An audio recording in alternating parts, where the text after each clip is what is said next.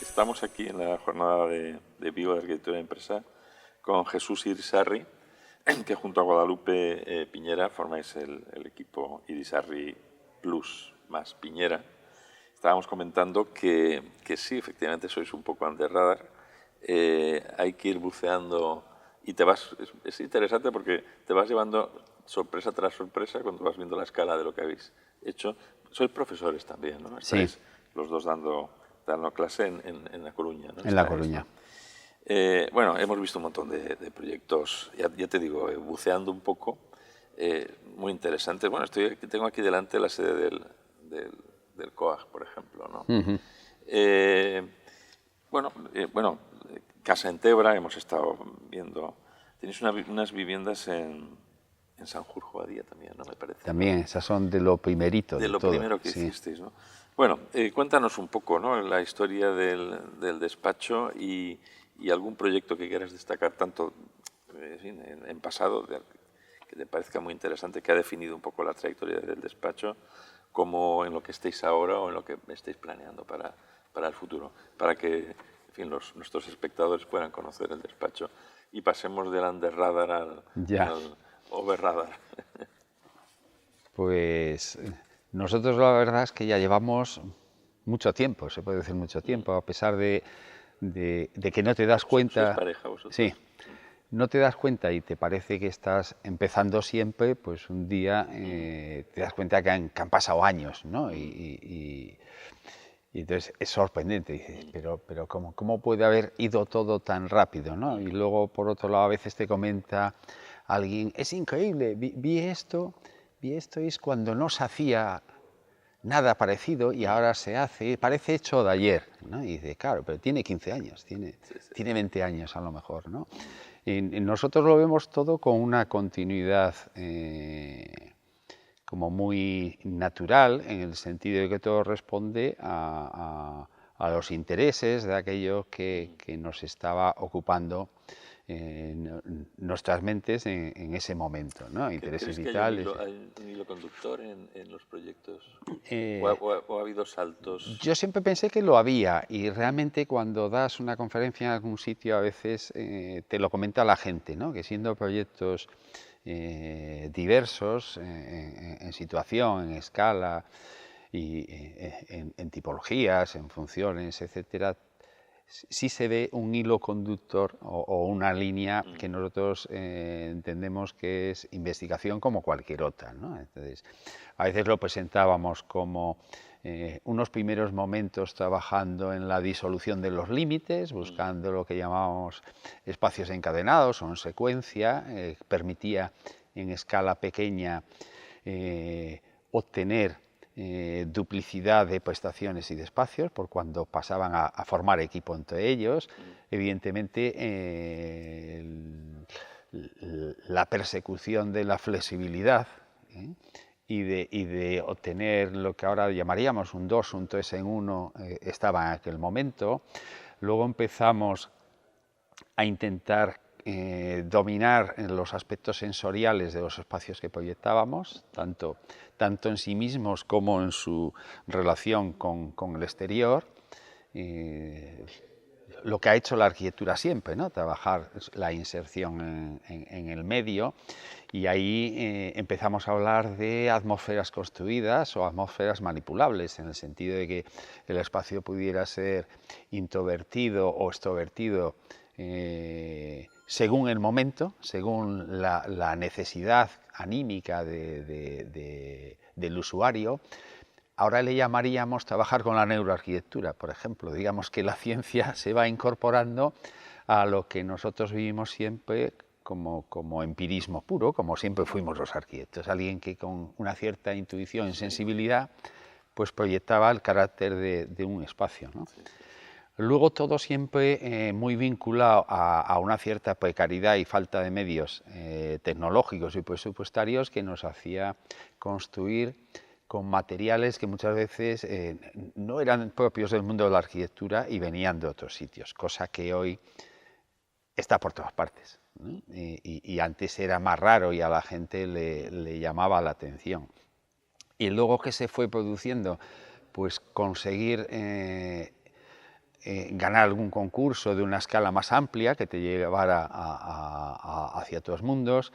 Siempre he visto desde ahora con una sorprendente asunción de un riesgo que quizá yo veo ahora bueno, también muy arquitectónico. Tremendo. Sí, me refiero al riesgo experimental en cuanto a la construcción, a la funcionalidad, etcétera. Digamos que he visto desde hoy chocaría frontalmente con un mundo que busca seguridad, incertidumbre cero, dominado por otros agentes en la construcción que no admiten para nada esas situaciones.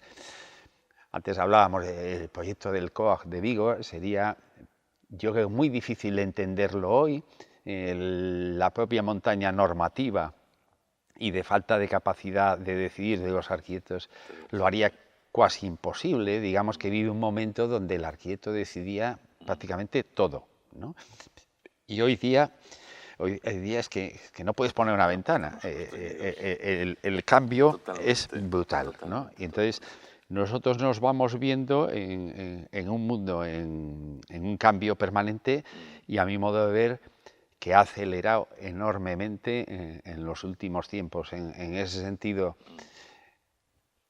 alguna obra te resulta como muy permanente en tu cabeza porque conseguiste unas cosas, pero yo me veo muy incapaz de distinguirlas. En cada una se consiguió algo, en cada una hubo un avance que se va trasladando y tal. Por tanto, casi prefiero, como las familias, ¿no? Todos son muy queridos. Muy bien.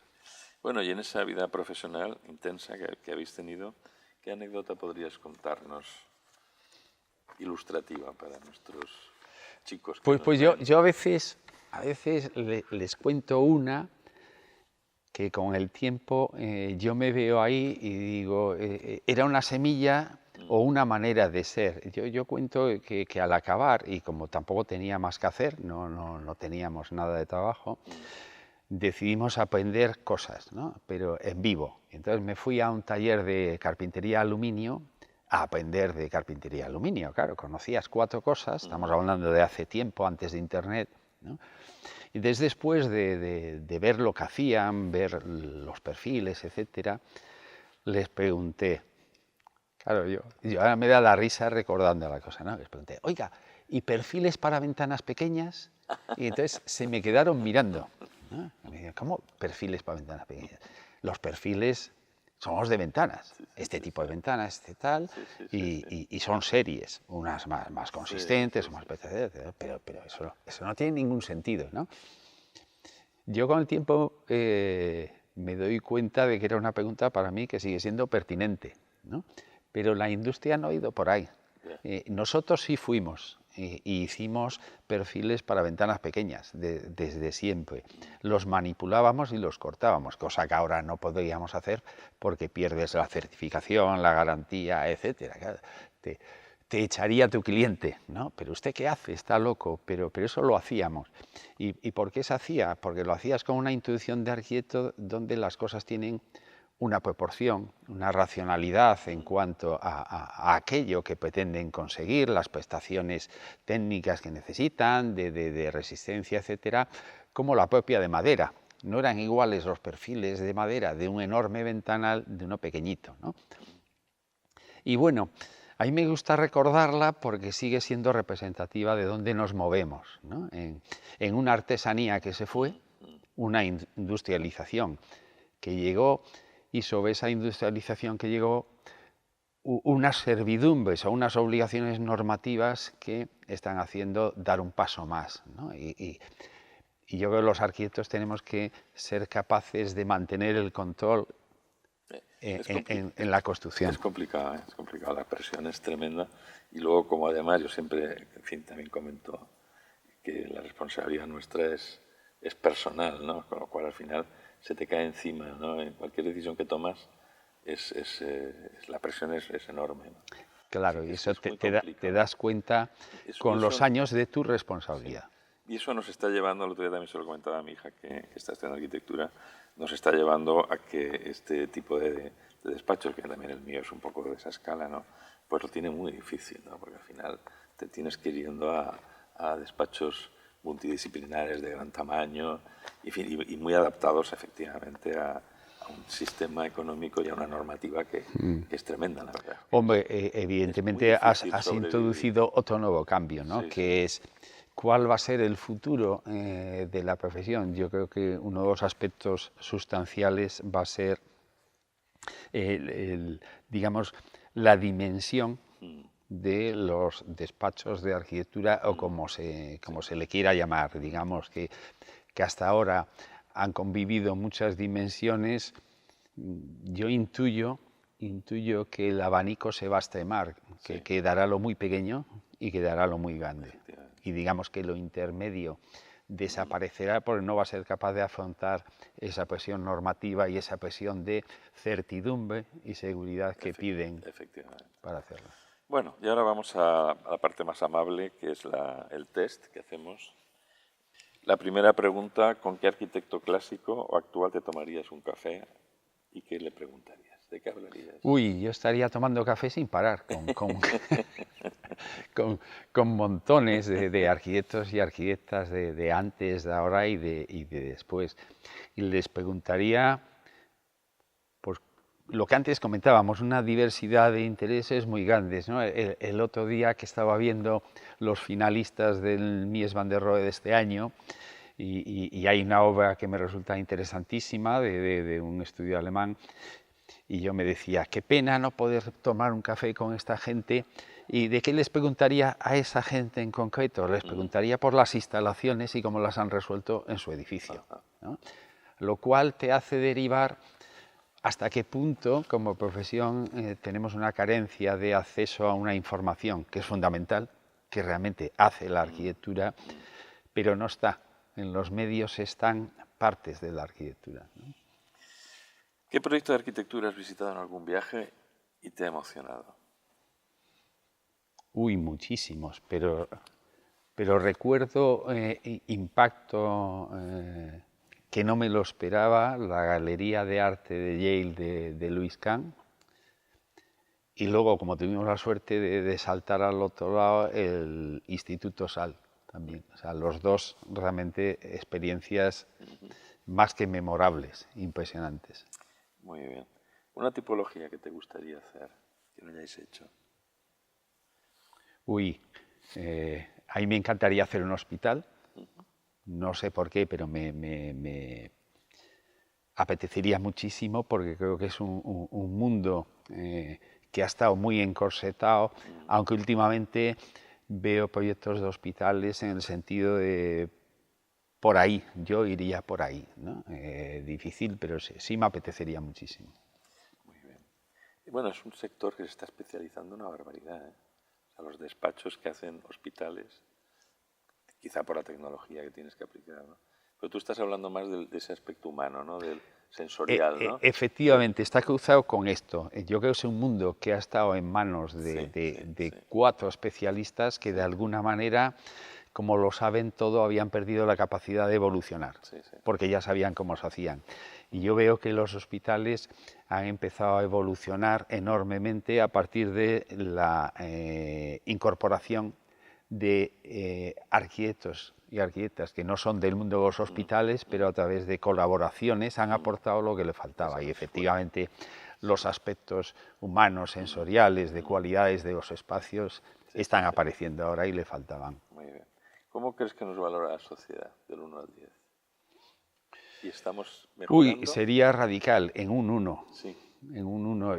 Yo no encuentro valoración en el mundo de la arquitectura, tampoco comprensión. Yo creo que seguimos siendo desconocidos y me da la impresión, siempre he sido bastante crítico, me da la impresión de que lanzamos mensajes equivocados y reivindicamos a lo mejor no aquello que realmente es nuestro gran valor y lo que aportamos, ¿no?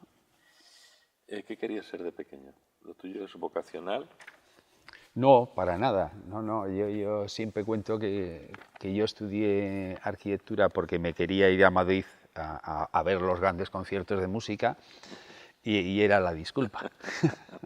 Muy bien. Un libro que podría recomendar. No hace falta que sea de arquitectura. A mí me encanta leer y cientos. Yo diría que cualquiera que te sumerja en un mundo y te deje con una emoción que te perdura días, ¿no? Que te deja... ¿Practicas algún deporte? Sí, soy surfero de corazón. ¿Eres surfero? Y hago... ¿Y sigues siendo surfero? Sí, hasta que aguante. Cada vez es Muy más bien, muy difícil. bien. Esta profesión te come Sí. el tiempo, la cabeza, el físico y todo, pero bueno, me sigue Bueno, apasionando. Es un deporte que lleva una forma de vida también, ¿no? No es lo mismo, ¿no? Es un deporte Sí, aventura, en ese de sentido búsqueda de... choca frontalmente con mi otra vida, digamos que Sí. quizá tenga dos corazones partidos. Muy bien. ¿Cocinas? ¿Tienes algún plato? Sí, me gusta cocinar. Cada vez es más difícil por el tiempo, pero yo qué sé, yo diría, a mí me encanta hacerme mi tortilla porque me la hago como a mí me gusta. Bien. Jugosa, entiendo. Jugosa. Si fueras director de cine, ¿qué te gustaría hacer? ¿Qué película? ¿Qué tipología? Casi como en las literaturas. A mí me emociona cuando sales del cine y tardas en volver a tu vida un largo rato. Sigues viviendo en aquel mundo o en aquello que alguien ha construido. En ese sentido es fantástico el poder que tiene el cine. Hay un paralelismo, ¿no?, entre arquitectura y cine, yo creo, ¿no? No solo Sí, en la definición de espacios, muchos. Yo lo utilizo sino en la muchas veces narrativa para incluso, decir, ¿no? por ejemplo, antes hablábamos de las carencias en cómo nos comunicamos. Yo disfruto mucho viendo los créditos en el cine y tengo una deformación profesional que es cuento los electricistas, los tramoyistas, los carpinteros. Y digo, en una película hoy día hay más electricistas que los que yo he tenido quizá en todos mis edificios juntos, ¿no? Entonces digo, ¿por qué han llegado a eso?